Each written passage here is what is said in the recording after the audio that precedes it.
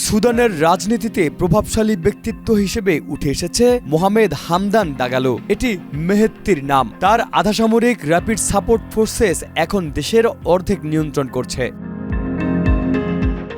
মেহেত্তির জন্ম 1974, মাতান্তরে 1975 সালে। গ্রামের মানুষদের মতো তারও জন্মের সঠিক তারিখ ও স্থান নিবন্ধন করা হয়নি। তিনি সাধারণ এক পরিবারের সদস্য ছিলেন। তার পরিবার মাহারিয়া শাখার রিজাইগাত সম্প্রদায়ের, যারা ঐতিহ্যগতভাবে চাঁদ ও দারফুরের ওট পালন করে জীবিকা নির্বাহ করত।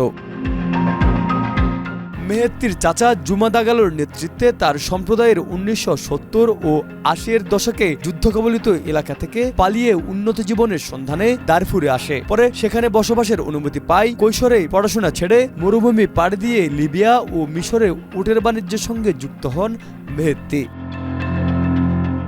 2004 সালের সহিংসতার পরের বছরগুলোতে মেহেত্তি অত্যন্ত কৌশলে নিজের অবস্থান শক্ত করেন। এক পর্যায়ে তিনি শক্তিশালী আধাসামরিক বাহিনীর প্রধান, এক কর্পোরেট সাম্রাজ্যের নিয়ন্ত্রক ও প্রভাবশালী রাজনীতিবিদ হিসেবে পরিচিতি পান। এই পরিস্থিতি মেহেত্তির জন্য সুযোগ তৈরি করে দেয়।